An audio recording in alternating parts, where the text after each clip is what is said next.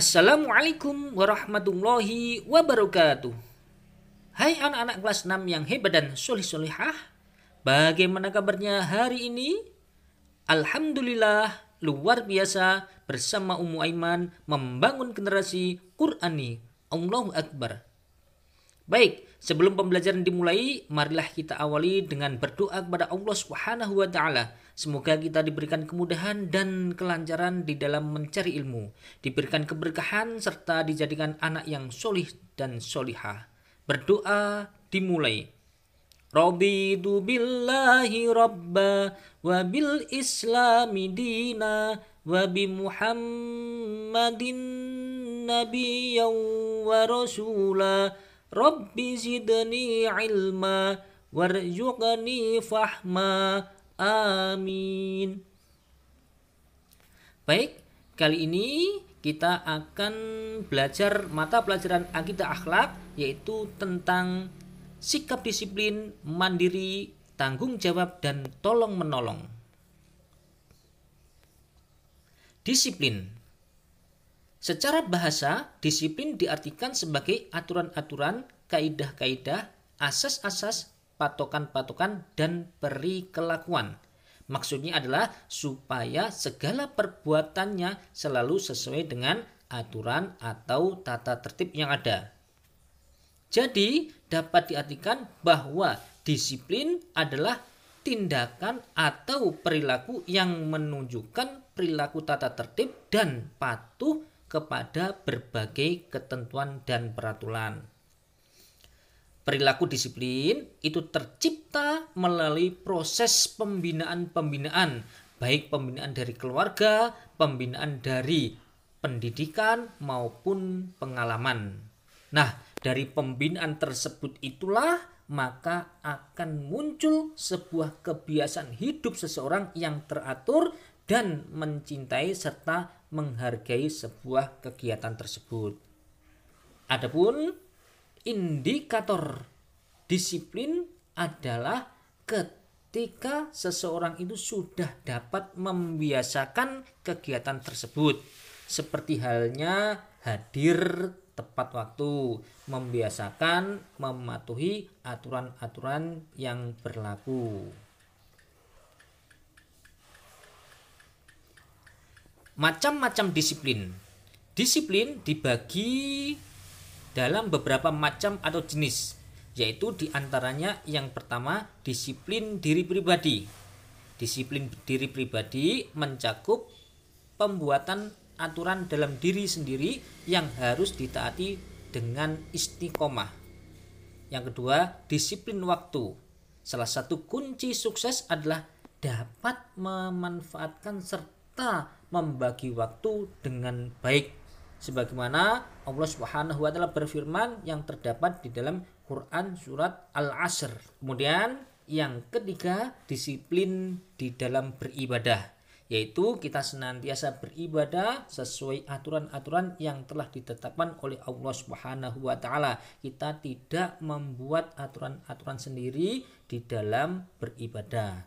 Dan yang keempat adalah disiplin di dalam sosial atau bermasyarakat. Maksudnya sikap disiplin yang berhubungan dengan aturan-aturan masyarakat atau dalam hubungannya terhadap lingkungan. Manfaat disiplin. Yang pertama, sebagai bentuk ketaatan kepada Allah Subhanahu wa taala. Yang kedua, disiplin dapat menghindarkan diri dari sifat lalai. Nah, dengan disiplin kita tentunya akan selalu berusaha mengerjakan segala sesuatunya dengan tepat waktu. Adapun manfaat yang ketiga yaitu mengerjakan segala sesuatunya dengan tepat waktu. Nomor 4, dimudahkan rezekinya. Nomor 5, mendapatkan keseimbangan baik di dunia maupun akhirat.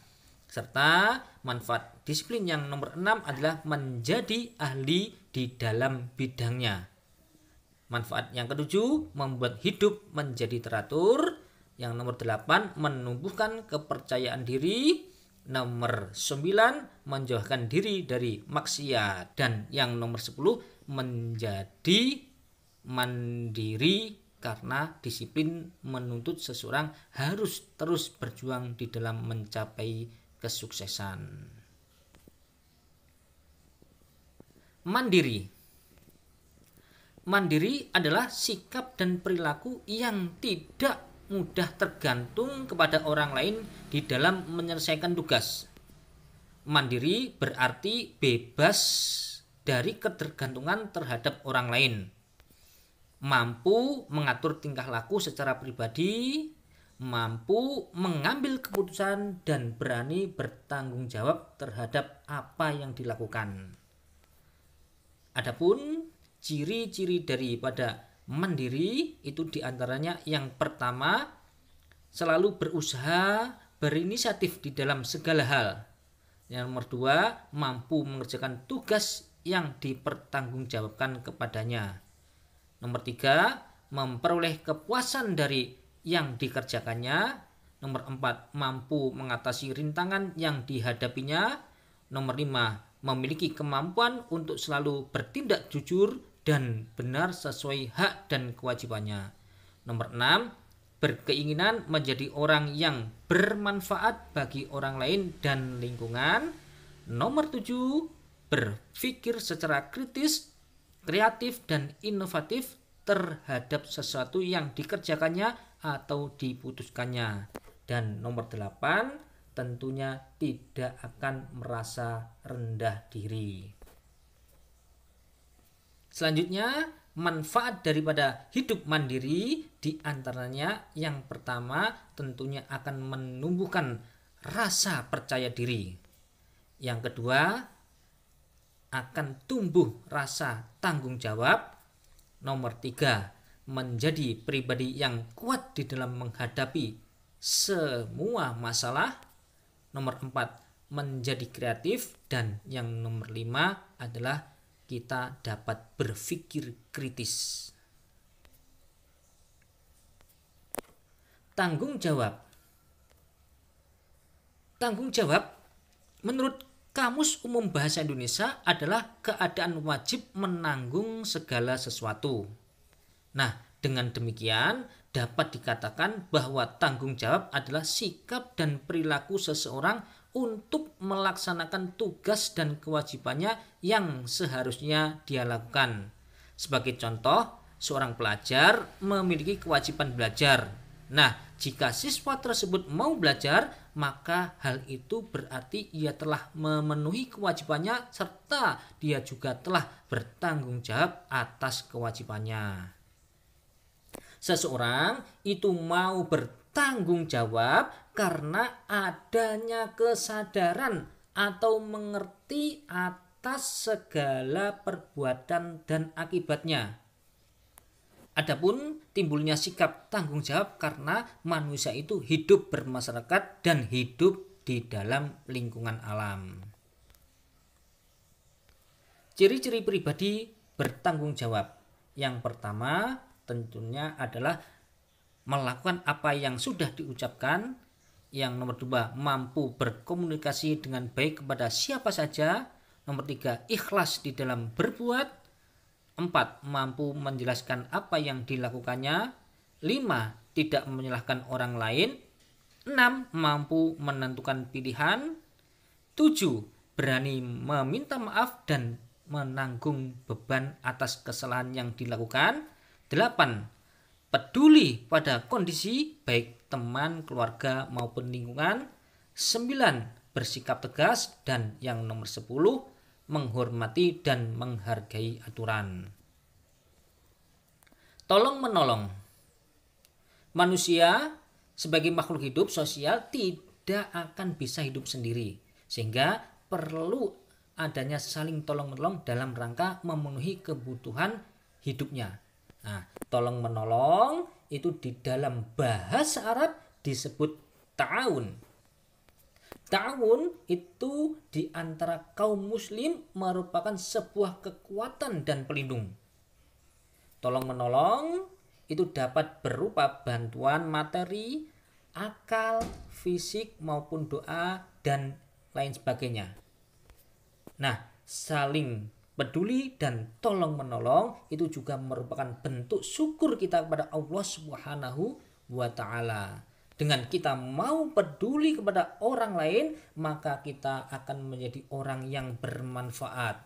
Orang yang dapat memberikan manfaat kepada orang lain adalah sebaik-baik orang di hadapan Allah Subhanahu wa taala. Khairun nasi anfa'uhum linnas. Sebaik-baik manusia adalah orang yang paling bermanfaat bagi manusia.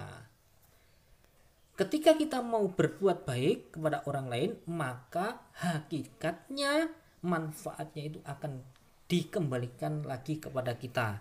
In ahsantum ahsantum li anfusikum wa in asatum falaha. Jika kamu berbuat baik, berarti kamu berbuat baik pada dirimu sendiri. Dan jika kamu berbuat jahat, maka kejahatan itu kembali kepada dirimu sendiri. Namun pada dasarnya di dalam agama Islam, tolong menolong itu tentunya ada batasannya. Sebagaimana Allah Subhanahu wa taala berfirman di dalam Quran surat Al-Maidah ayat 2 yang berbunyi wa ta'awanu 'alal birri wat taqwa wa la ta'awanu 'alal itsmi wal 'udwan wattaqullaha innallaha syadidul 'iqab, yang artinya dan tolong menolonglah kamu dalam mengerjakan kebajikan dan ketakwaan, dan jangan tolong menolong dalam berbuat dosa dan permusuhan. Bertakwalah kepada Allah Subhanahu wa taala, sesungguhnya Allah sangat berat siksanya. Nah, dari ayat di atas sudah jelas bahwa tolong menolong yang dibenarkan di dalam agama Islam adalah tolong menolong dalam hal kebaikan dan bermanfaat yang didasarkan atas iman, takwa, kebenaran, dan untuk mendapatkan ridha Allah Subhanahu wa taala. Adapun tolong menolong yang dilarang adalah yang menyangkut masalah dosa, maksiat, dan permusuhan, termasuk perkara yang dilarang di dalam agama Islam. Manfaat tolong menolong yang pertama, dapat mempercepat selesainya pekerjaan. Yang nomor 2, mempererat persaudaraan. Ketiga, pekerjaan yang berat menjadi ringan. 4, menumbuhkan kerukunan antar sesama manusia. 5, menghemat tenaga karena dikerjakan bersama-sama. 6, terwujudnya persatuan dan kesatuan. 7, menimbulkan rasa simpati terhadap sesama.